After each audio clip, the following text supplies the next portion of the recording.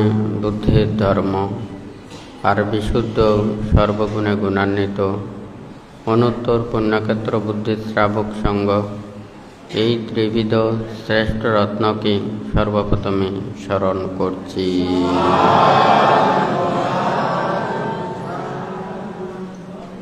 দূতাঙ্গ কুটিরে উপস্থিত, অত্র দূতাঙ্গ কুটিরে সংশ্লিষ্ট দায়ক দায়িকা, উপাসক উপাসিকা তথা বিভিন্ন জায়গা হতে আপনারা সমবেত হয়েছেন। আপনাদের উদ্দেশ্যে কিছু ধর্ম উপদেশ প্রদান করার প্রারম্ভে প্রত্যেকের প্রতি মৈত্রীপূর্ণ আশীর্বাদ জানাচ্ছি।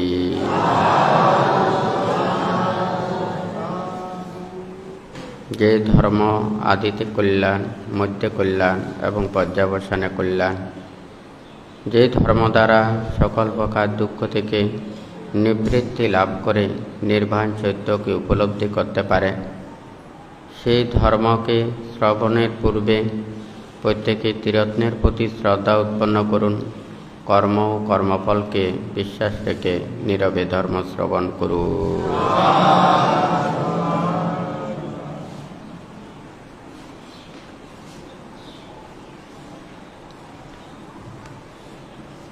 আমরা প্রত্যেকেই জানি যে যেমন কর্ম করে সে সেই রূপে ফল লাভ করে থাকে।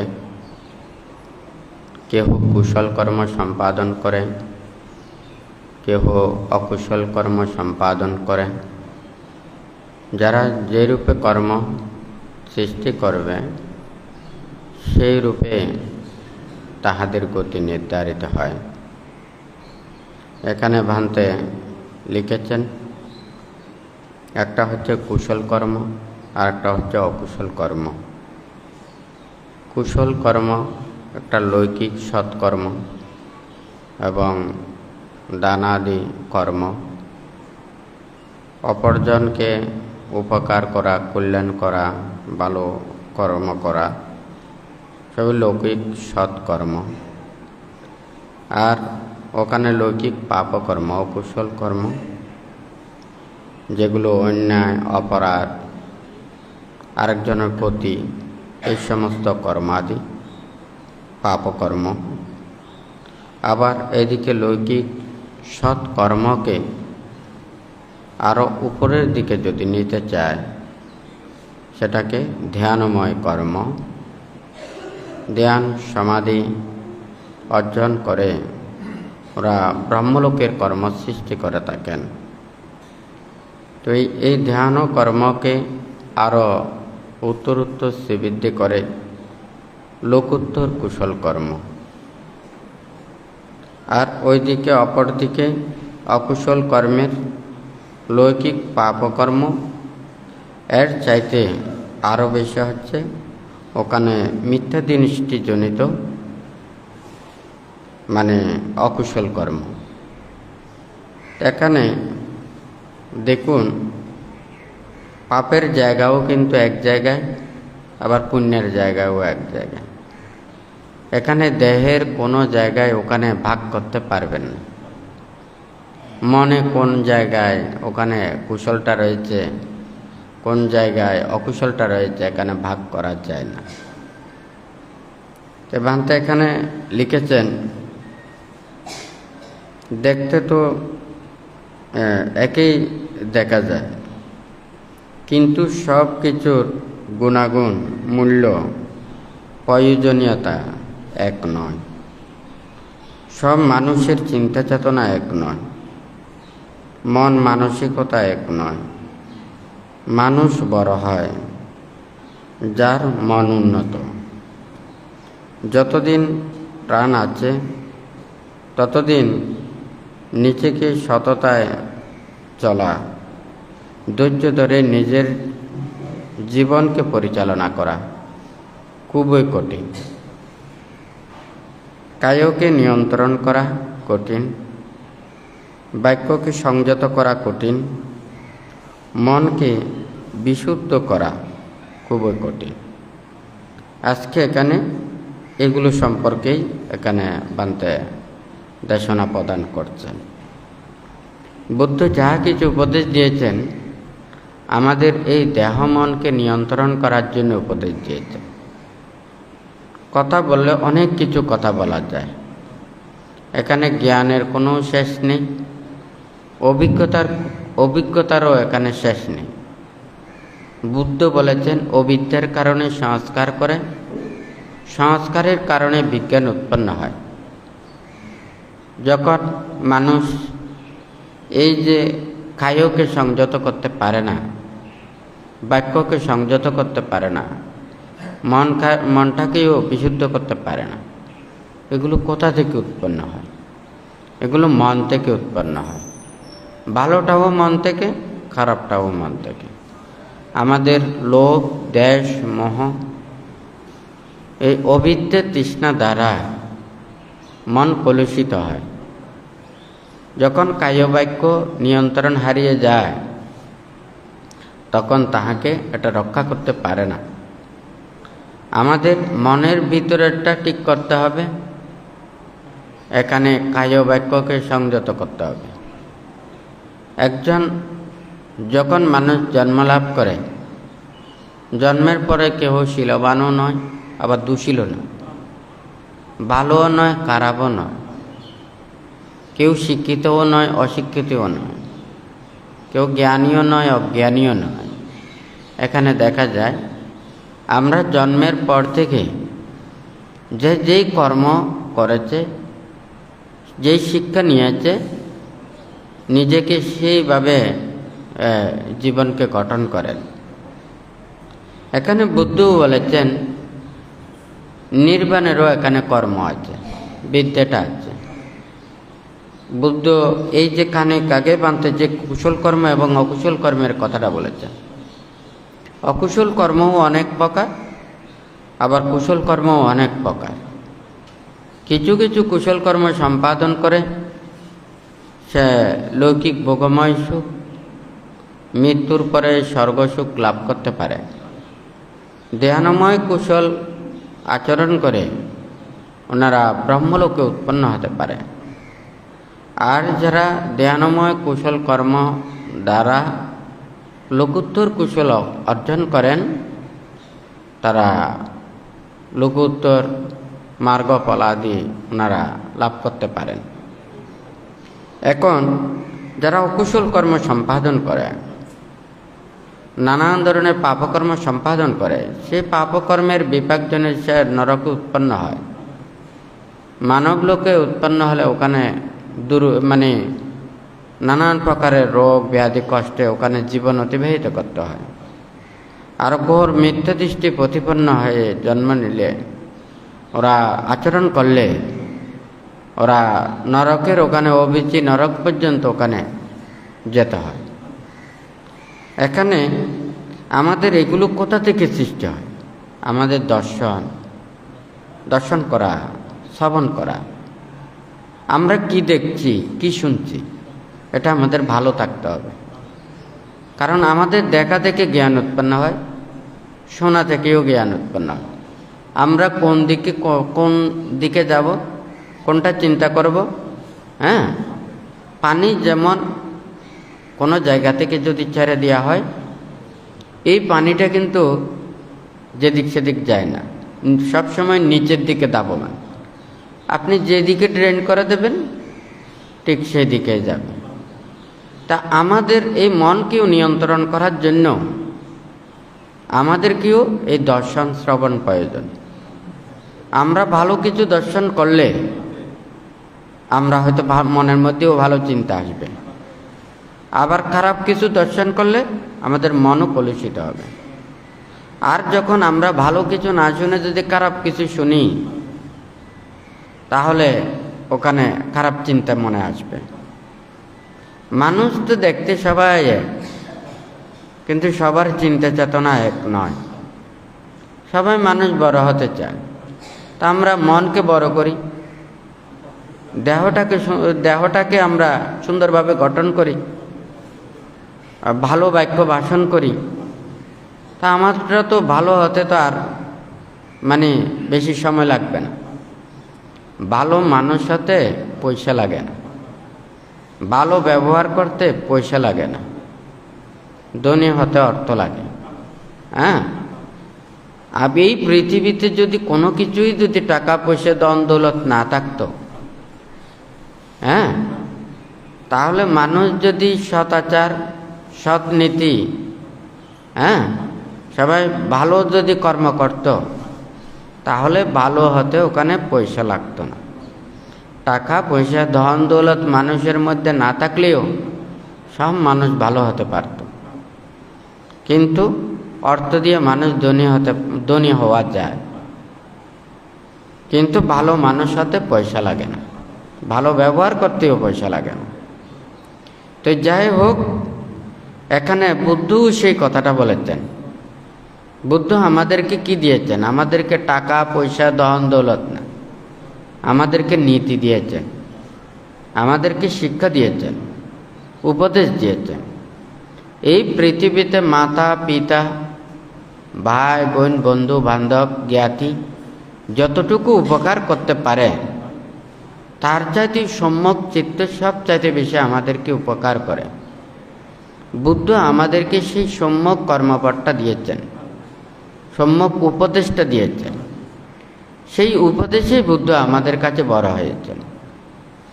সেই জন্য ওখানে আমাদের দায়ক দায়িকা উপাসক উপাসিকাদেরকে পঞ্চশীল এবং অষ্টশীল দিয়েছেন, এবং যারা ভিক্ষু শ্রামণ হবেন তাহাদেরকে 10 শীল এবং 227 শীল দিয়েছেন, এবং যারা নির্বাণ সত্যকে উপলব্ধি করতে চায় তাহাদেরকে উপলক্ষ করে বুদ্ধ নির্বাণ পদায়ক ওখানে অনেক ধর্ম দেশনা করেছেন।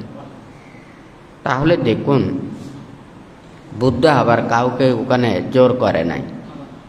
হ্যাঁ, পৃথিবীর সবাইকে ওখানে নির্বাণে নেওয়া যাবে না, এটা সম্ভব নয়।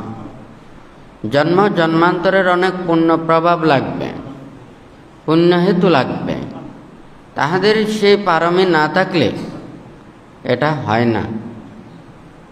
স্কুলে দেখা যায় সব ছাত্র ওখানে পড়ে, হ্যাঁ, মাস্টার সবাইকে উদ্দেশ্য করে ওখানে বলে থাকে, কিন্তু দেখা যায় কেহ কেহ ছাত্র শোনার সাথে সাথে কিছুটা বুঝতে পারে, আবার কেহ কেহ দেখা যায় অনেকবার বলার পরে, কয়েকবার বলার পরে সে একটু বুঝতে পারে, আবার কেহ কেহ দেখা যায় ওখানে অনেকবার বললেও সে বুঝতে পারে না।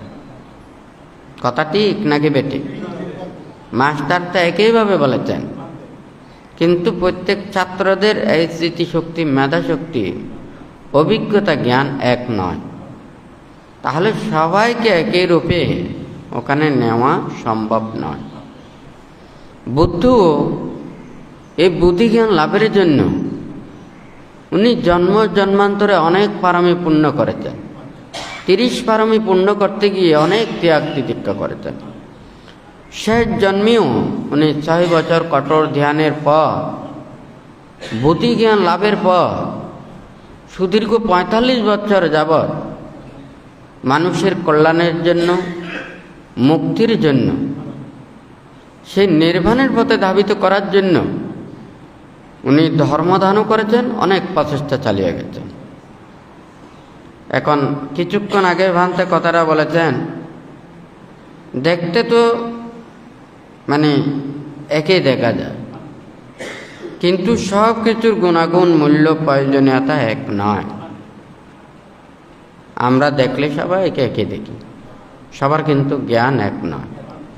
সবার এই যে কায়কে নিয়ন্ত্রণ করা, বাক্যকে সংযত করা, মনকে বিশুদ্ধ করা, বুদ্ধ ওখানে দেখেছেন যে এই শীল দ্বারা পরিশুদ্ধতা করতে না পারলে তাহাকে সম্ভব নয়, নির্বাণে নেওয়া যাবে না।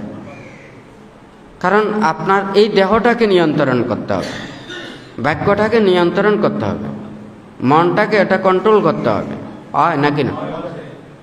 এই যে এগুলোকে নিয়ন্ত্রণ করার জন্য, এগুলোকে সংযত করার জন্য অনেক কিছু কর্মপ্রচেষ্টাও দিয়েছেন। মানুষ তো অভ্যাসের দাস।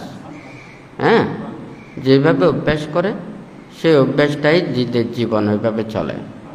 তাহলে সৎ কিছু যদি অভ্যাস করে সে ভালো হতে পারে না। তাহলে আমরা যদি শীল পালন করি, তাহলে তো সবাই শীলবান হতে পারবো, হয় নাকি না? তাহলে শীলবান হওয়ার জন্য কি অর্থ লাগে, টাকা পয়সা লাগে, ধনী লাগে, বিয়ে পাশে মেপাশ লাগে? তাহলে তো বুদ্ধ তো তাই তো বলেছেন, 7 বছর বয়সে বুদ্ধের কাছে এসে প্রব্রজিত হয়েছেন। বুদ্ধ তো বলে নাই যে তুমি ওখানে মাস্টারের কাছে গিয়ে তুমি উচ্চশিক্ষা নিয়ে চলে আসো। বুদ্ধ এই কথাটা বলে নাই। বুদ্ধ বলেছে তুমি 7 বছর হোক, 10 বছর হোক, 20 বছর হোক, 50 বছর হোক, যেখানে যত বছর হোক না কেন, তোমাকে নির্বাণ শিক্ষার জন্য তোমাকে এই কর্মপথ দিয়ে যেতে হবে। যে যত বেশি শীল প্রতিপালন করতে পারবেন এবং নিজেকে নিয়ন্ত্রণ করতে পারবেন, সমাধি উৎপন্ন করতে পারবেন, মনের ভিতরে লোভ, দ্বেষ, মোহ, হিংসা, বিদ্বেষ সেগুলোকে পরিত্যাগ করতে পারবেন, তত বেশি তাহারা মুক্তির দিকে আসতে পারে, হয় নাকি না? আমাদের সোজা কথাই আসে, লম্বা কথা বলে কোনো লম্বা নেই। বেশি জ্ঞানী হলে তাদের কথাও কিন্তু লম্বা হয়ে যায়। হ্যাঁ, আবার জ্ঞান কম থাকলে তারা লম্বা করতে পারে না, কারণ যে বেশি বুঝে তার কথাও লম্বা হয়, বেশিক্ষণ বলতে হয়। আর কম বুঝলে কম বললে হয়ে যায়। হ্যাঁ, নির্বাণ আর মুক্তি এটা কি? বানতে কিছুদিন আগেও বানতে দেশনায় বলেছেন, নির্বাণ এটা কোনো জিনিস না, এটা কোনো বস্তু না, এটা কোনো হাতে হাতে দেওয়ার কোনো কিছু না। আবার আশীর্বাদ দিয়ে দিলে নির্বাণ পাওয়া যাবে তাও নয়। নির্বাণ হচ্ছে যে ত্যাগের ফসল, সংযমতার ফসল, বিশুদ্ধতার ফসল। যার কায় পরিশুদ্ধ, বাক্য পরিশুদ্ধ, মনও পরিশুদ্ধ। হ্যাঁ, এখানে হয়তো পরিশুদ্ধ বলা যায়, কিন্তু সবাই পরিশুদ্ধ নয়। আপনি ভালো চিন্তা করেন, ভালো কাজ করেন, ভালো কর্ম করেন, আপনি ভালো মানুষ, আপনাকে কেউ খারাপ বলবে না, কিন্তু আপনি মুক্ত নয়। আপনি লোকোত্তর জ্ঞান লাভই নয়, আপনি প্রজ্ঞা লাভই নয়, কারণ লোকোত্তরের কর্ম আলাদা। হ্যাঁ, যেমন এখানে কিভাবে বলা যায়, বুদ্ধ নির্বাণ এবং মুক্তির কর্মপথের দিকে উপদেশ দিতে গিয়ে এতগুলো শিক্ষা কেন দিয়েছেন? অর্থাৎ একজন যখন সে লৌকিক নানাবিধ কুশল কর্মে রত থাকেন, তখন মন বাহিরের জগতে বিদ্যমান থাকে। হ্যাঁ, তখন এই বাহিরের জগৎ থেকে ওর মনটা ভিতরের জগতে নিতে হবে। তাহলে ভিতরের জগতে নেওয়ার কৌশলটা হচ্ছে যে ধ্যান। হ্যাঁ, ভাবনা করা, প্রতিক্ষণ মনটাকে নিয়ন্ত্রণ করা। এটা ভিতরের জগতে পৌঁছে ধ্যান দ্বারা ওর লোকোত্তর চিন্তা উৎপন্ন করতে হবে। লোকোত্তর চিন্তা এটা কি? যেমন মানুষ এত প্রকারের নানান অকুশল কর্ম সম্পাদন করে, তার মনের ভিতরে কিসের কারণে? সে মিথ্যে দৃষ্টির কারণে, লোভ, দ্বেষ, মোহ এগুলোর কারণে তারা পাপ উৎপন্ন করে। কেউ যদি অন্যায় অপরাধ নাও করে, কিন্তু তার চিত্ত তো সমাধিস্থ নয়, সে ধ্যানযুক্ত নয়, তার মনটাকে ভিতরের জগতে পৌঁছাতে পারে না, সেই জন্য ওখানে প্রজ্ঞা লাভ করতে পারে না। হ্যাঁ, এখন কি বান্তের কথাটা বোঝা যাচ্ছে? হ্যাঁ, বুদ্ধিজ্ঞান লাভের পরে ওখানে বুদ্ধ প্রমুখ ভিক্ষু সংঘদেরকে, যারা সংসার ত্যাগ করে ব্রহ্মচর্য জীবনে উপনীত হয়, তাহাদেরকে বলেছেন আরাইয়া গাতবা, রুক্ষমূলা গাতবা, সুইয়াগারা গাতবা, এই কথাটা বলেছেন। মানুষ যাবে যেদিকে রং বেরং সেদিকে, আর নির্বাণ এবং মুক্তির জন্য যাবে যেদিকে মানুষ যেতে চায় না, যেটা আনন্দ পায় না। হ্যাঁ, যেটার প্রতি ওখানে কোনো প্রকারের আসক্তি উৎপন্ন হয় না, এমনকি ওখানে যেগুলোর প্রতি নিজের মন সব সময় বিরাগ বা প্রাপ্ত হয়, ওখানে হাসির কথা নয়, আনন্দের কথা নয়, নীরব নিস্তব্ধভাবে নিজের দেহকে পর্যবেক্ষণ করা, হ্যাঁ, মনটাকে পর্যবেক্ষণ করা। জন্ম জন্মান্তরের কত সংস্কার, এটা একটার পর একটা উৎপন্ন হবে, হ্যাঁ, নানান কিছু জাগ্রত হবে, হ্যাঁ, এইগুলোকে নিয়ন্ত্রণ করতে হবে। বসে পাহারা দেওয়া, দেহটাকে পাহারা দেওয়া, বাক্যটাকে পাহারা দেওয়া, মনটাকে পাহারা দেওয়া, হ্যাঁ, এগুলো পাহারা দিতে দিতে আবার এগুলোর অকুশল ধর্মগুলোকেও পরিত্যাগ করতে হবে। এটা তো অনেক বড় কাজ। কেহ কেহ মনে করেন না মুক্তির কাজ তো খুব সহজ, মানে শুধু বসে ধ্যান করা, শুধু বসে ওখানে কোথায় ধ্যান করতে হবে, এক এক জায়গায় করতে হবে, এক এক স্থানে করতে হবে, এক এক পরিবেশে করতে হবে। এক এক পরিবেশে করলে এক এক ধরনের আনন্দ, হ্যাঁ। আচ্ছা, মনে করেন সমুদ্র সৈকত আছে না আমাদের বাংলাদেশে, ওখানে কক্সবাজার আছে, হয় নাকি না? এইভাবে বিভিন্ন দেশে সমুদ্র সৈকত আছে না? সব সৈকত কি একই? হ্যাঁ, সব জায়গার সিনারি কি একই? সব জায়গার অনুভূতি কি একই? তাহলে ওখানে ভিন্নতা পাওয়া যায় না? পানি হয়তো হতে পারে, তাও কিন্তু পানির রঙও সব জায়গায় এক নয়, হ্যাঁ, দৃশ্যও এক নয়। এক এক দেশে এক এক স্থানে এক এক দৃশ্য দেখা যায়। তাহলে ঠিক তদ্রুপ বুদ্ধ এই ত্যাগের কথাটা বলে, বুদ্ধ বলেছেন নারায়ণা গাতবা, রুক্ষ মূলা গাতবা, সুইয়া গারা গাতবা। তুমি অরণ্যে যাও অথবা বৃক্ষতলে যাও, খোলা আকাশ তলে যাও। একজন ত্যাগী ত্যাগময় কর্ম সম্পাদন করে, ওনারা নিজের দেহকে সংযত করে, বাক্যটাকে সংযত করে, ওনার মনকে সব সময় পর্যবেক্ষণ করেন। নিজের আত্মমুক্তির কথাটাই চিন্তা করতে হয়। বুদ্ধির সময় ওখানে দানাদি কুশল কর্ম সম্পাদন করে নাই, দায়িকারা করে নাই, হ্যাঁ। বুদ্ধির সময় বুদ্ধ প্রমুখ ভিক্ষু সংঘরা ছিলেন না, হ্যাঁ। ওনারা কিভাবে ছিলেন, ওনারা কিভাবে কর্ম করেছেন, ওনারা কিভাবে জীবন আচরণ করেছেন, আপনারা কি একটু চিন্তা করেন? দায়ক দায়িকা উপাসক উপাসিকারা ওনারা বলেন আমরা দান দিতে পারলে বেশি খুশি, হ্যাঁ, দান দিলেও তো ভালো, খারাপ তো না। আপনাদের ঘরে বাড়িয়ে যে গাঠটিগুলো আছে এগুলো টানাটানি করতে করতে তো আপনাদের ওখানে এক মুহূর্ত জিরান নেই, হয় নাকি না? এইগুলো গাঠটিগুলো আমাদের কাছে দিতে পারলে আমরাও আপনাদের মতো টানাটানি করে আপনাদের মতো সুখ লাভ করতে পারবো। কি শুনতে ভালো লাগে না? হ্যাঁ, আপনাদের এটা চিন্তা করতে হবে। হ্যাঁ, দান দেন, সেবা করেন, উপকার করেন, এটা কোনো খারাপ না। এমনভাবে করবেন যেগুলো দিয়া শীল সমাধি প্রকার যদি পরিহানি হয়, এগুলো তো আপনাদের পুণ্য আরো কি পুণ্য ভালোর জায়গায় আরো খারাপ হয়ে যাবে। কথাটা সত্য না মিথ্যা? হ্যাঁ, বুদ্ধের কি দানভারামের অভাব ছিল? হ্যাঁ, বুদ্ধকে দেখেছেন এই নানান কিছু এগুলো নিয়ে টানাটানি করতে? হ্যাঁ, তুই বুদ্ধ নিতে পারতেন না? তাহলে বুদ্ধ নেয়নি কেন? বুদ্ধ এই শিক্ষাটা দেয়নি কেন? এই উপদেশটা বুদ্ধ দেয়নি কেন? কারণ যারা ধ্যান করতে চায়, ত্যাগ অনুশীলন করতে চায়, নিজেকে সংযত করতে চায়, এখানে বেশি বলতে হয় না। হ্যাঁ, নানান কিছু চিৎকার করে ওগুলো বলে কোনো লাভ নেই। তবে হয়তো মানুষদেরকে সৎ শিক্ষা দেওয়ার জন্য কিছু কঠোরতাও বলতে হয়।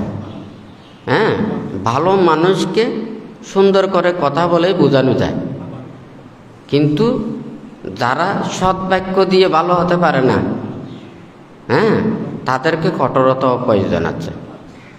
কথা কি বোঝা যাচ্ছে? বানতে চাই আমরা তো সবাই, এখানে কোনো ভিন্নতা নয়, আমরা সবাই এক।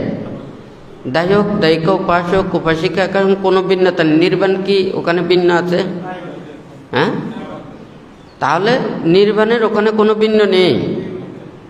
আপনাদের জন্য যে নির্বাণ, আমাদের জন্য সে নির্বাণ।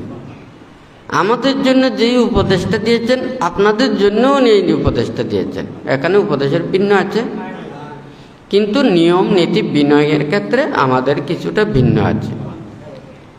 সেই বিনয়গুলো আপনাদেরকে দেয়নি, কিন্তু আপনারা সংসার ত্যাগ করে যখন আবার ব্রহ্মচর্য জীবনে আসবেন, এই কঠোরতা আপনাদেরকে প্রতিপালন করতে হবে।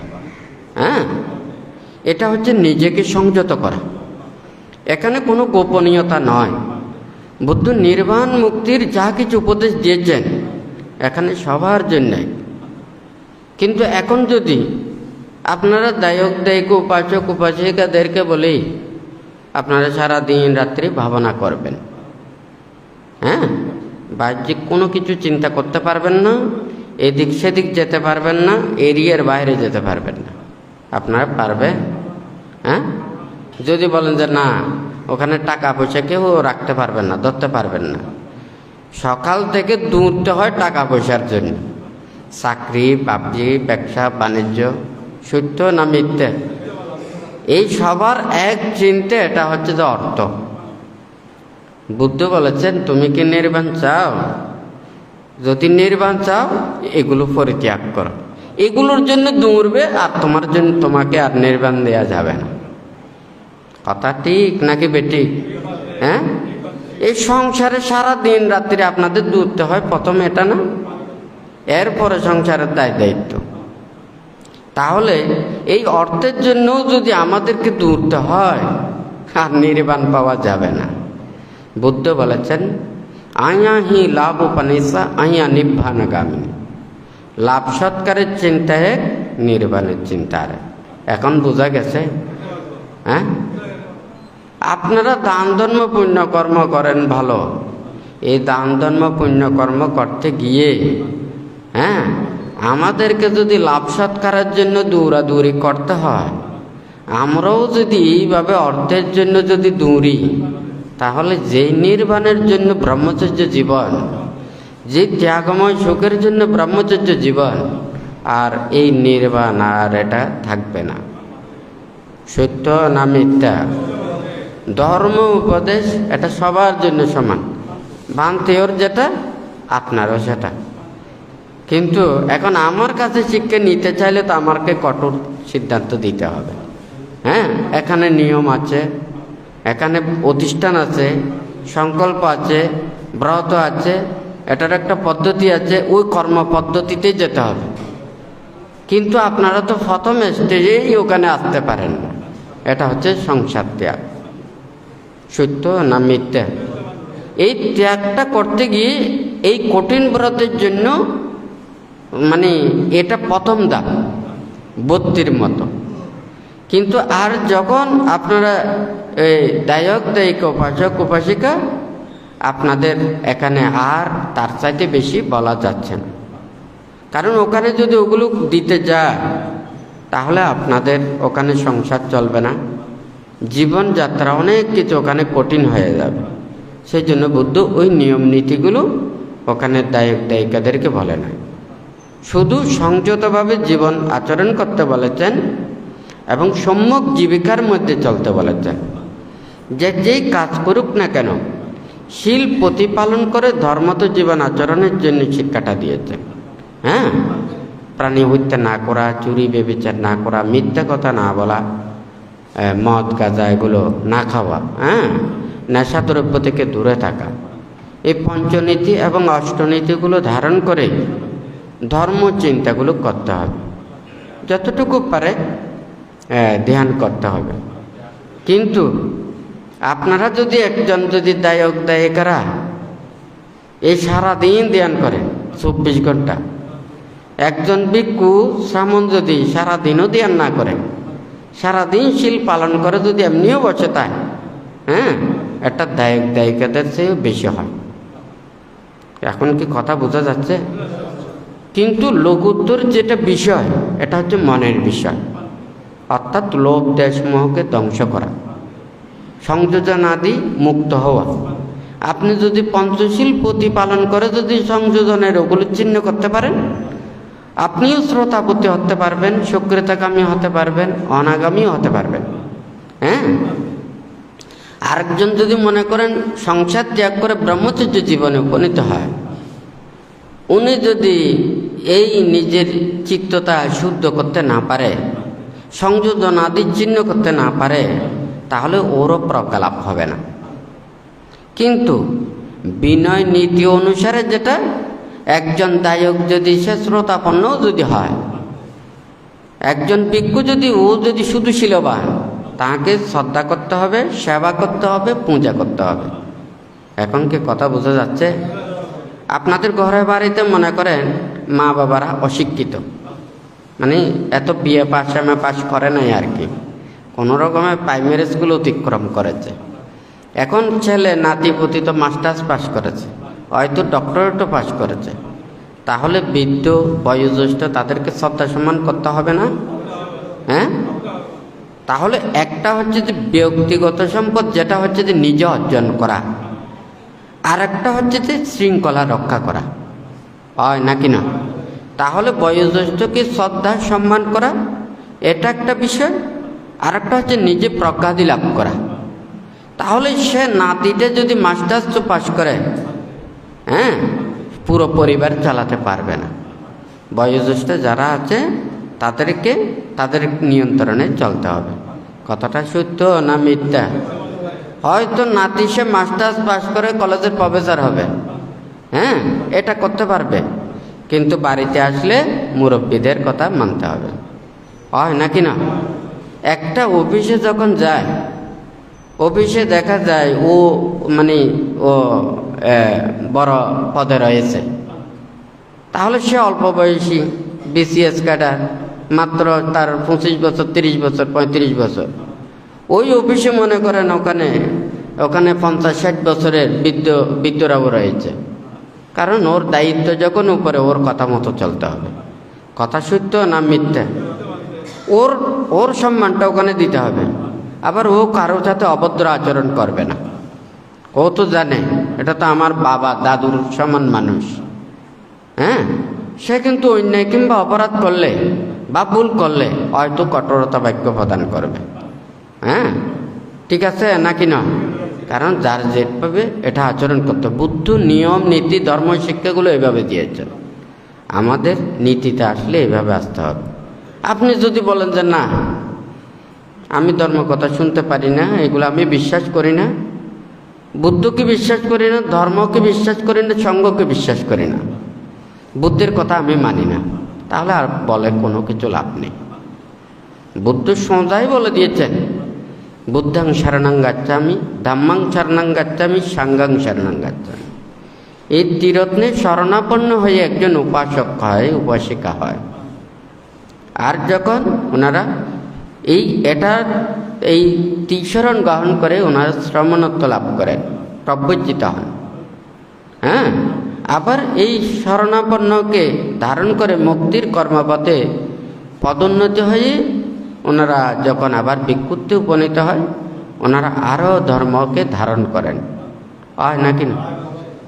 বুদ্ধ বলেছেন যে বুদ্ধির প্রতি অশ্রদ্ধা সম্পন্ন, ধর্মের প্রতি অশ্রদ্ধা সম্পন্ন, সঙ্ঘের প্রতি অশ্রদ্ধা সম্পন্ন, এটাকে আর বুদ্ধির শাসন থেকে বঞ্চিত করা হয়।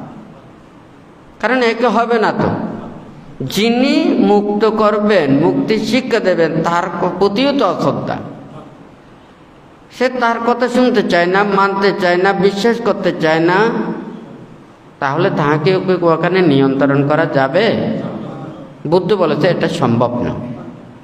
হ্যাঁ, তো এখানে সোজা কথা, আমরা সবাই যদি বুদ্ধের কথা মানি, বুদ্ধের কথা বিশ্বাস করি, বুদ্ধের সেই নীতিগুলোকে ধারণ করি, তাহলে আমাদের জন্য সহজ। আর যদি এগুলো যদি গ্রহণ করতে না চায়, তাহলে ওখানে বলে কোনো লাভ নেই, হয় নাকি না?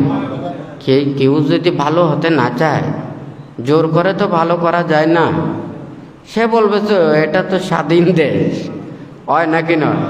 সবার জন্য সমান অধিকার, আপনাকে নরকে যাওয়ারও অধিকার আছে, হ্যাঁ, স্বর্গে যাওয়ারও অধিকার আছে।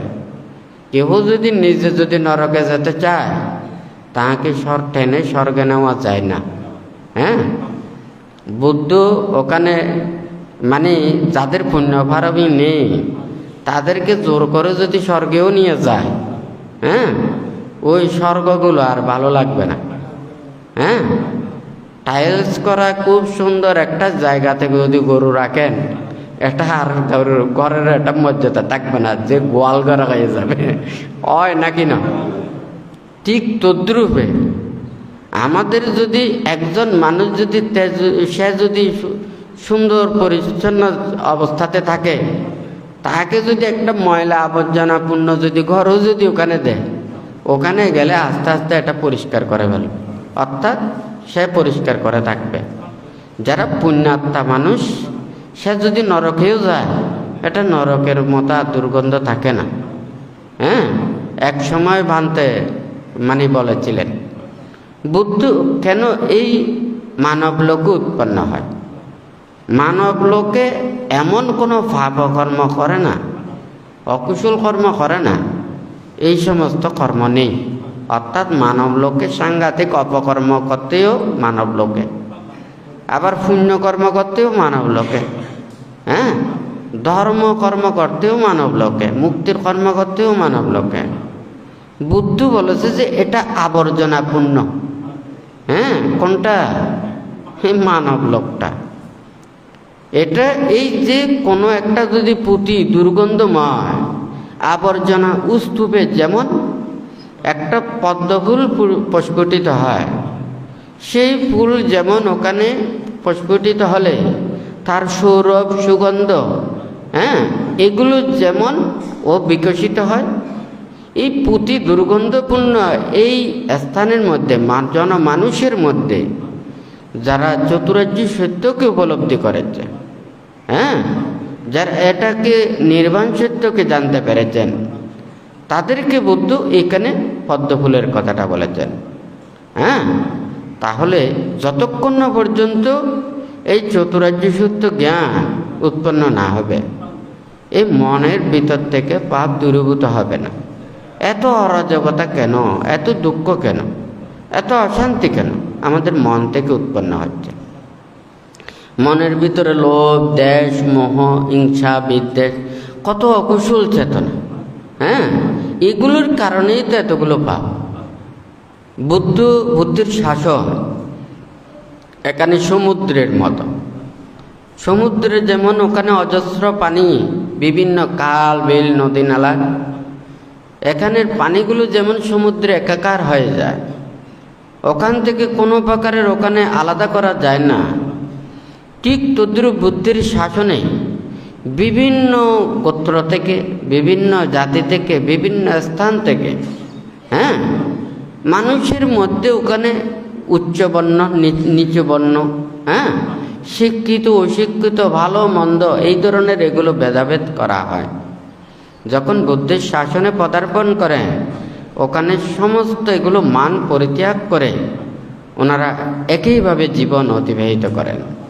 বুদ্ধির শিক্ষাটাই এভাবে দিয়েছেন।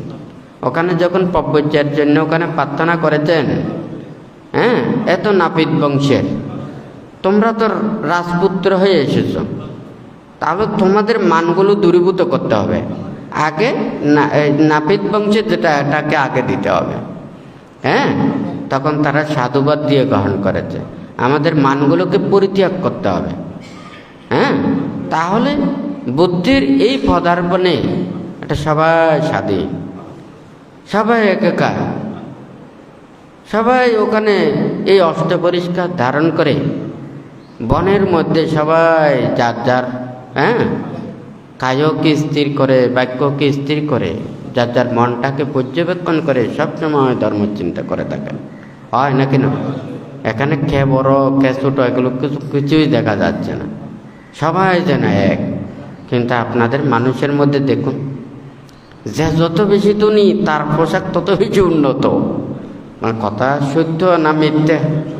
তার জীবনযাত্রার আচার আচরণ সব কিছুতে ওখানে বৈষম্য। কিন্তু বুদ্ধির নিয়ম নীতিতে ওখানে কোনো বৈষম্যের কথাটা বলে নাই। যে যত বেশি মানে সংযত, সে তত বেশি উন্নত। হয় নাকি না? তাহলে বুদ্ধ এই ধ্যানের কথাটা বলেছেন। বান্ধব প্রায় সময় ধ্যানের কথা বলেন। ধ্যান মানে কি? ত্যাগ, ছিল, সংযম, ক্ষমা, মৈত্রী, ধৈর্য, সহ্য, এগুলো হচ্ছে যে ধ্যান। আমি বসে থাকলাম, নীরব থাকলাম, ধ্যান করলাম, এদিকে আমার মনের ভিতরের মান অহংকারগুলো পরিত্যাগ করলাম না, তাহলে তো আমার ধ্যানটা তো হবে না। আমার মনের ভিতরে যদি হিংসা থাকে, বিদ্বেষ থাকে, আক্রোশপূর্ণ থাকে, ওখানে ধ্যান হবে না। মনটাকে ওটা মানে খুলে দিতে হবে, এটার আবদ্ধ বন্ধন এগুলো চিহ্ন করতে হবে। মন যখন যত বেশি এটাকে মনের সেই মানে বন্ধনগুলোকে চিহ্ন করতে পারে, তাহলে মনটা তত বেশি হালকা হয়ে যাবে। মন যত হালকা হবে, ধ্যান সমাধিও উৎপন্ন করতে সহজ হবে। কিন্তু যখন ব্যস্ততায় যখন থাকে, কর্মে যখন নিয়োজিত থাকে, ওখানে নিয়ন্ত্রণ করতে গিয়ে, শিক্ষা দিতে গিয়ে, উপদেশ দিতে গিয়ে দেখা যায় যারা এগুলো মেনে নিতে চায় না, আচরণ করতে চায় না, উপদেশগুলো ধারণ করতে চায় না, ওদের শক্তিটা তো বেশি। আপনি তো তাদের ভালো চান, তাদের মঙ্গল চান, তাদেরকে উপদেশ দেন, তখন তারা যদি এগুলো মেনে নিতে না চায়, ওগুলো সব একত্রিত হয়ে হয়তো দেখা যাবে যে শিক্ষা দিচ্ছে তাহাকে আরও উল্টো শিক্ষা দিতে পারে। কথা সত্য না মিথ্যা? সেজন্য বুদ্ধ ওখানে বলেছেন, যারা আরেকজনকে অনুশাসন করেন, ও বাদিয়া অনুশাসিয়া আসত বাস নিবারায় সাতাং হি সুপ্রিয় হতে আসাতাং হতে আপ্রিয়। অপরজনকে যারা শিক্ষা দেন, উপদেশ দেন, অন্যায় অপরাধ কর্ম এগুলো পরিত্যাগ করার জন্য বলেন, তারা সৎ লোকের প্রিয় হয় আর অসৎ লোকের অপ্রিয় হয় নাকি না? এখন আপনি তো ভালো মানুষ, আপনি চাইবেন যে সবাইকে সবার প্রিয় হতে। ভালো মানুষ সবার প্রিয় হয় না, ভালো মানুষের প্রিয় হয়।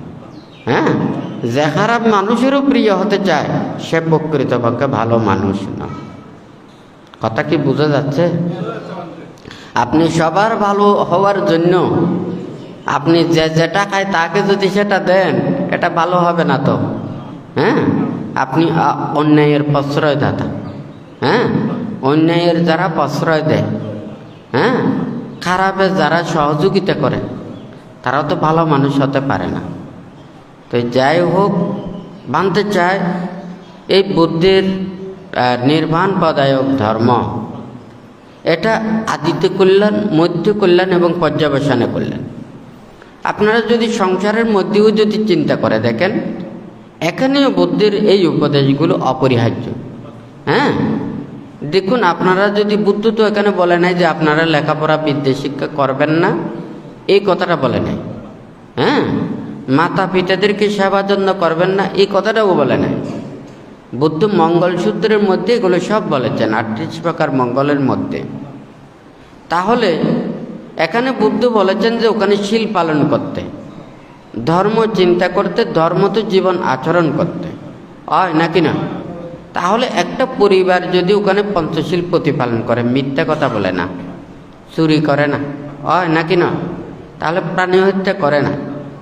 আপনারা পরিবারের মধ্যে দেখুন তো, সবাই যদি কেউ কারো যদি কোনো জিনিস যদি না নেন, না বলে না নেন, স্পর্শ করেন না এবং মিথ্যা কথা বলেন না এবং আরেকজনকে হেয় প্রতিপন্ন করার জন্য চিন্তা করেন না, তাহলে ওই পরিবারে ভালো থাকবে না?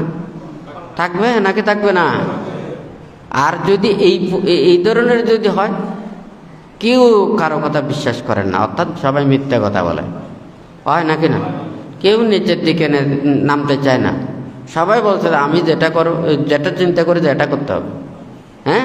এখন সবাই যদি এটা বলে, তাহলে ওখানেও শান্তিতে থাকা যাবে না, হয় নাকি না? তাহলে একটা জিনিস ধর্ম কি করে, মানে ধর্ম সবার মাথার উপরে থাকে। ভুল ত্রুটি অন্যায় অপরাধ যাই কিছু হোক না কেন, সব কিন্তু ওখানে ধর্মের কাছে আত্মসমর্পণ করতে হয় নাকি না? তাহলে ওই পরিবারে আর কোনো প্রকারের ওই ধরনের কোনো অশান্তি থাকতে পারে না। টাকা পয়সা ধন দৌলত দিয়ে কারো সুখ মাপা যায় না।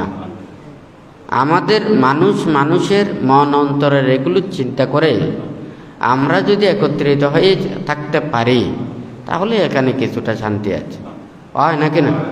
টাকা পয়সাতে কি লেখা আছে? হ্যাঁ, মাপা যায়? এত লক্ষ টাকা থাকলে আপনি সুখী হবেন, এত কোটি টাকা থাকলে আপনি সুখী হবেন, এই ধরনের কোনো আছে? বরঞ্চ দেখা যায় এটা বাড়তে থাকে। হ্যাঁ, এখন টাকা এতগুলো চাইলে ওইটা আরো বাড়ানোর জন্য, বলবো যে আরো বাড়ানোর জন্য, মানে ওই নিচের দিকে নামার কথাটা চিন্তা করবেন।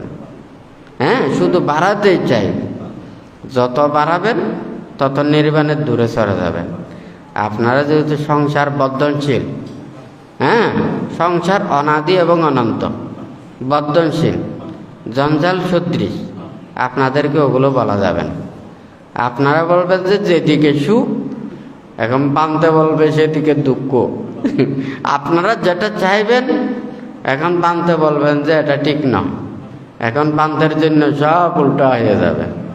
কারণ নির্বাণ একদিকে, লাভ সৎকারের চিন্তা আর একদিকে, হয় নাকি না? এগুলো সব উল্টো লাগবে না তো? যে বান্তের কাছে বেরলে আমাকে এগুলো সব মানা করবে, বান্তের কাছে না গেলেই তাহলে ভালো থাকবো। কারণ এটা করলেও মানা করবে, এটা করলেও মানা করবে। বান্তে তো যেদিকে সুখ দেখে সেদিকে মানা করবে, যেদিকে লাভ দেখবে সেদিকে মানা করবে। বান্তে বলবে যে তোর নির্বাণের দিকে, ত্যাগের দিকে, সংযমতার দিকে, হয় নাকি না? নীতির দিকে। বুদ্ধ তো মানা করে না, কেউ তো লেখাপড়া বিদ্যা শিক্ষা করার জন্য মানা করে না, জ্ঞান চর্চার জন্য মানা করে না। হ্যাঁ, সৎভাবে জীবন চলার জন্য বুদ্ধ উপদেশ দিয়েছে, নীতিগতভাবে। হ্যাঁ, কিন্তু মানুষের লোভ দেশ মোহ যে এটা থামতে চায় না, এটা দিন দিন যে বাড়তে থাকে, এই এখান থেকেই তো উৎপাতগুলো শুরু হয়। হ্যাঁ, কে বড়, আমি বড় নাকি এ বড়? হ্যাঁ, এই জিতেই তো এই অশান্তিগুলো শুরু হয়। এ ছোট যুদ্ধ থেকে বড় যুদ্ধ এগুলো শুরু হয়। হ্যাঁ, কার উপরে কে উঠবে, কে কার উপরে নিয়ন্ত্রণ করবে, হ্যাঁ, কে কাকে শিক্ষা দেবে, আমাদের মান অহংকার। নির্বাণ এবং মুক্তির কর্মপথে গেলে হ্যাঁ, এটা আমাদের এগুলো সব পরিত্যাগ করতে হবে। সেই জন্য বুদ্ধ ভিক্ষু সংঘদেরকে বলেছেন আড়াইয়া গাতবা, রুক্কমলা গাতবা, সুইয়া গারো গাতবা। যেখানে মানুষজন নেই সেখানে যাও, যেখানে মানুষজন আছে ওখানে নয়। কারণ তোমাদের কর্মপথ এক ধরনের, তাদের কর্মপথ আরেক ধরনের। এইদিকে দুনি যার চাইতে যত বেশি ওখানে দৌড়বে, হ্যাঁ, চিল্লাতে পারবে, সে তত বেশি জ্ঞানী, সে অভিজ্ঞতা সম্পন্ন, হয় নাকি না? তোমাদের এগুলোর প্রয়োজন নেই। তোমরা যারা জঙ্গলে যাও, যেখানে মানুষজন ওখানে থাকো, নিজেকে সংযত করো, নীরবভাবে থাকো এবং নিজেকে রক্ষা করো। এইদিকে মানুষের এইদিকে যাবে, এইদিকে দৌড়াদৌড়ি, এইদিকে চিল্লাচিল্লি, হয় নাকি না? বলবে যে আমার জ্ঞান বেশি, বলবে যে আমার জ্ঞান বেশি। হ্যাঁ, বলছে আমি ধনী, বলছে আমি ধনী, হয় নাকি না? এইদিকে সব দৌড়াদৌড়ি, হ্যাঁ, আর চিল্লাচিল্লির। জ্ঞানী বলুন, ধনী বলুন, আর নির্বাণের দিকে সবাই ধীর স্থির শান্ত, হয় নাকি না? তো যাই হোক, শুধু বললে হবে না, হ্যাঁ, এটা সবাই মনের মধ্যে ধারণ করতে হবে। ভাঙতে চাই সবাই আমরা মুক্তির পথে আসি। হ্যাঁ, যে যেখানে অবস্থানে থাকুক না কেন, আপনারা সংসারের মধ্যে আছেন তাই বলে আপনারা মুক্তির কর্মপথের দিকে আসতে পারবেন না, এই কথাটা ঠিক নয়। তবে কথা তো মানতে হবে, ধর্মের পথে তো বিশ্বাস করতে হবে, নীতির পথে চলতে হবে। আপনারা যদি বলেন যে না আমরা এগুলো মানতে চাই না, তাহলে ওখানে বলা যাবে না, ওখানে দেও কোনো লাভ হবে না। মানতে চায় এই ধর্ম উপদেশ সবার জন্য, যত শত হোক, যত হাজার হোক, নীতিতে চলতে হবে, এই নীতির বাইরে যেতে পারবেন না। আর যদি বলেন যে না এখন বান্তের নীতিতে থাকলে তো ওখানে অনেক কিছু পালন করতে হবে, বান্তের নীতির বাইরে হলে তো স্বাধীন, হ্যাঁ, কেউ কাউকে বলবে না। হ্যাঁ, আপনি অন্যায় পথে চলুন, ন্যায় পথে চলুন, শীল পালন করুন, শীল পালন না করুন, দেশ দুনিয়া ঘুরতে পারবেন, বেড়াতে পারবেন, যা ইচ্ছে তা করতে পারবেন, হয় নাকি না? তাহলে ওই দিকে স্বাধীন জায়গায় গেলে যে আপনি নির্বাণ মুক্তি পাবেন তা নয়, মন সব সময় ওই দিকে যাবে। কোন দিকে যাবে? রূপ রং বৈচিত্র্যের দিকে, অটোমেটিক ওই দিকে চলে যাবে। হ্যাঁ, ওখানে স্বাধীন মনে করা মানে নিজেকে একেবারে মুক্তির থেকে দূরে সরে নেওয়া। তো ওখানে তো নিয়ন্ত্রণ তো থাকতে হবে, সবাই পরিচালনা করতে পারে না, হয় নাকি না? পরিচালনা করার জন্য একটা যোগ্যতা প্রয়োজন, হ্যাঁ, ওর দক্ষতা প্রয়োজন, অভিজ্ঞতা প্রয়োজন। সমুদ্র একদিকে যেমন বিশাল, ও অজস্র ঔদার্যশীল, ক্ষমাশীল এবং মৈত্রীপরায়ণ। পুরো ওখানে খাল নদী, যত পাহাড় পর্বত, গ্রামগঞ্জের যত ময়লা আবর্জনা কোথায় যাচ্ছে? সাগরে আর সমুদ্রে, হয় নাকি না? ওখানে গিয়ে এগুলোকে আবার পরিষ্কার করে, কি করে? আবার জলীয় বাষ্পরূপে সবাই সব জায়গা আবার পরিষ্কার পানিগুলো ওখানে পড়ে না, হয় নাকি না? তাহলে সেই সমুদ্রে ওখানে সব সময় ময়লা আনে, আর সমুদ্র কি করে? এগুলোকে পরিষ্কার করে আবার ওখানে কি পরিষ্কার পানি বিতরণ করে, হয় নাকি না? হ্যাঁ, তাহলে যিনি নেতৃত্ব দেন, যিনি শিক্ষা দেন, উপদেশ দেন, তাহাকেও এই রূপে ধৈর্যশীল হতে হবে, এই রূপে ক্ষমাশীল হতে হবে, মৈত্রীপরায়ণ হতে হবে। তাই বলে যা ইচ্ছে তা ওখানে করা যাবে এটা তো ঠিক নয়। হ্যাঁ, আপনি সবাইকে উপকার করতে চান, আপনি হয়তো ওখানে উপকার ওর যদি নিতে চায় দেবেন, আর যদি নিতে না চায় এটাও তো দেওয়ার ওখানে গিয়া নয়। আপনি দিতে গিয়ে যদি ওখানে গালি খান, মার খান, তিরস্কার খান, এটাও তো আপনার উচিত না। কথা ঠিক নাকি বেঠিক? আপনার জায়গাতে আপনাকে থাকতে হবে। হ্যাঁ, তো বানতে চাই আপনারা প্রত্যেকেই যে যেখানে অবস্থান করুন না কেন, যে যেখানে থাকেন না কেন, আপনারা ধর্মত জীবন আচরণ করবেন, সত্য পথে চলবেন, নীতির পথে চলবেন। এগুলো বাড়াবাড়ি করে কোনো লাভ নেই। এই দেশে কত ধরনের কথা বলতেছে, এগুলো কোনো ঠিক ঠিকানা নেই। যার মুখে যার বাক্য সংযম নেই সে সারাদিন ওগুলো বলতে পারে। একটা কথা বলে না চিটেঙ্গা ভাষায়, হ্যাঁ, পাগলে কি না বলে ছাগলে কি না খায়, হয় নাকি না? যারা নিজেকে রক্ষা করতে চায়, সংযতভাবে থাকতে চায়, নিজের জীবনকে সুন্দরভাবে রাখতে চায়, সে প্রতিটা পদে পদে তার জীবনের কর্মপাঠটা সে চিন্তা করেই চলবে। কথা বলতে মানে চিন্তা করে বলবে, জ্ঞানের কথা ভেবে, প্রজ্ঞার কথা ভেবে। আর যাদের যখন নিজের জীবন নষ্ট হয়ে যায়, পাপক্লিষ্ট হয়ে যায়, অন্যায় এবং অপরাধের দিকে হয়ে যায়, তখন দেখুন একটা পোশাক যখন পরিষ্কার থাকে, সেই পরিষ্কার পোশাককে আপনারা যত্ন করার জন্য চিন্তা করেন। যখন এই পোশাকটা যখন ছিঁড়ে যায়, পুরনো হয়ে যায়, ব্যবহার অযোগ্য হয়ে যায়, তখন আপনারা এটাকে বিরক্ত বোধ করেন, এটাকে আপনারা ফেলে দিতে চান, তুচ্ছ জায়গায় ওখানে ফেলে দিতে চায়, হয় নাকি না? আমরা আমাদের জীবনকে যদি সুন্দরভাবে গঠন করি, নিজের জীবনের যদি সদ্গুণ কিছু থাকে, তাহলে আমরা নিজের জীবনকে রক্ষা করতে চেষ্টা করি। আর যখন আমাদের জীবন যখন নষ্ট হয়ে যায়, হ্যাঁ, আমার জীবনের আর কোনো কিছু পাওয়ার নেই, আমি মানুষের কাছে কিছু পাবো না, আমি লাভ করতে পারবো না, আমি অন্যায় অপরাধ পাপ অকুশল কর্ম ছাড়া, মানুষের তুচ্ছ তিরস্কার এগুলো পাওয়া ছাড়া আমার আর কোনো কিছু নেই, তখন নিজেরাই নিজেদেরকে শেষ করে দেয়। কথা ঠিক নাকি বেটি? একটা তো লজ্জা বলে কথা আছে, আসলে লজ্জাটা বড় বিষম ব্যাপার। আমরা পাপ অন্যায় অপরাধ করতে লজ্জা পাই না, তখন আমাদের মান সম্মান গায়ে বাজে না, হয় নাকি না? কিন্তু কেউ আমাকে সত্য কথা বলল, নীতির কথা বলল, আমি অন্যায় করলাম সেটা বলল, তখন আমার গায়ে ওখানে সব মান অহংকার জ্বলে উঠেছে।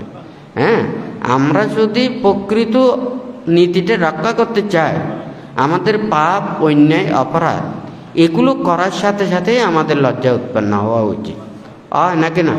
তাহলে আমাদের প্রকৃত জ্ঞান উৎপন্ন হবে। আর যদি আমরা অন্যায় অপরাধ করতে আমরা লজ্জা পাই না, হ্যাঁ, কিন্তু কেউ বললে আমরা লজ্জা পাই, এটাও মানুষের একটা দোষ আছে।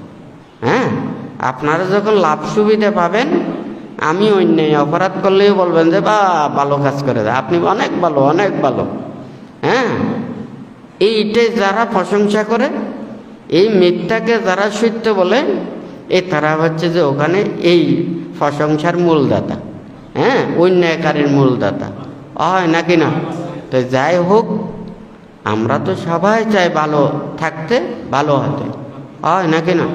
তাহলে মিথ্যা, অন্যায়, অপরাধ, অকুশল কর্মকে প্রশংসা করা ভালো না। এগুলোকে প্রশংসা করলে মানুষেরা ভালোর পথে আসবে না। মানুষের প্রশংসার জন্যই তো এই অন্যায়গুলো করতেছে। কিছুক্ষণ আগে বলেছে না, টাকার জন্য সবাই দৌড় দেয়। কোন জায়গায় কতটুকু বেতন দেবে? হ্যাঁ, বেতন যেদিকে বেশি সেটা করবো। যে এটা কি ন্যায় নাকি অন্যায়, নাকি ভালো নাকি খারাপ, এগুলো চিন্তা করতেছেন। যেদিকে টাকা বেশি পাবে সেদিকে। হ্যাঁ, এটা ধর্ম অধর্ম, অন্যায় ন্যায় এগুলো চিন্তা করে না। তো মানুষ তো চাই প্রশংসা, হয় নাকি না? আমি প্রশংসা পাবো, অন্যায় যত অন্যায় অপরাধ করবো তত বেশি আমাকে বাহবা করবে, আমাকে প্রশংসা দেন, আমাকে সম্বর্ধনা দেবে। হ্যাঁ, আমার মানুষের কোনো অভাব থাকবে না। তখন দেখা যাবে মানুষ এই অন্যায়ের করবে যে কিসের জন্য? ওই প্রশংসা পাওয়ার জন্য। কথাটা ঠিক নাকি বেটি? হ্যাঁ, তুই এই যথাযথভাবে এই ধর্মগুলোকে আচরণ করতে হবে। হ্যাঁ, সবাই সত্য পথে চলতে হবে, নীতির পথে চলতে হবে। কাউকে কোনো খারাপ বলার জন্য নয়, নিজেকে রক্ষা করার জন্য। হ্যাঁ, আমরা যদি নিজেরাই নিজেদেরকে রক্ষা করতে চাই, তাহলে আমাদেরকে সংযত থাকতে হবে। বুদ্ধ কেন লোকালয় পরিত্যাগ করে ওখানে বন জঙ্গলে ফাটাতে বলেছে? কদে এই লোকালয়ে এগুলো বলে কোনো লাভ নেই। তোমরা লোকোত্তর জগতের মানুষ, লোকোত্তর জগতে যাও, লৌকিক জগতের মধ্যে নয়। এখানে লৌকিক জগতের মধ্যে বিচরণ করতে হলে এগুলো ভাবা, এগুলো দেখবে, এগুলো শুনবে, এগুলো বলে কোনো লাভ নেই। তবে শিক্ষার জন্য, মুক্তির জন্য ওখানে তো আসতে হবে। বুদ্ধ যদি নির্বাণের কথা না বলতো, মুক্তির কথা যদি না বলতো, তাহলে তো এখানে এই অজস্র এতগুলো মুক্ত করতে পারতো না, হয় নাকি না? সেই জন্য বানতে বলতেছে যারা মুক্তি চায় এই পথে আসতে হবে। আর যদি আপনারা মুক্তি যদি না চান, তাহলে ওই দলাদলিতে যাবেন। হ্যাঁ, ওখানে থাকবেন, আপনি না করলেও ডুস একটা খেতে হবে, কাউকে না দিলেও ডুস খেতে হবে, হয় নাকি না? আর যদি খোলা জায়গাতে ওখানে থাকেন, ওখানে ডুস দেওয়ার আর কেউ থাকবে না। তো যাই হোক, বানতে চাই সবাই আপনারা ধর্মত জীবন আচরণ করবেন, শীল প্রতিপালন করবেন, এই বুদ্ধের কথাগুলো ভাববেন। সবাই যাতে এই ত্যাগের কর্মপথে এসে এই মনের ভিতরের যা পাপকালেমা যাতে এগুলোকে দূরীভূত করে নির্বাণ এবং মুক্তির ধর্ম আচরণ করে প্রত্যেকে যাতে মুক্ত হতে পারেন, সেই রূপে নিজের মনের মধ্যে সেটা আশা আকাঙ্ক্ষা প্রত্যাশা রেখে বুদ্ধ ধর্ম সংঘের কাছে আশীর্বাদ প্রার্থনা করে 3 বার সাধুবাদ প্রদান করি।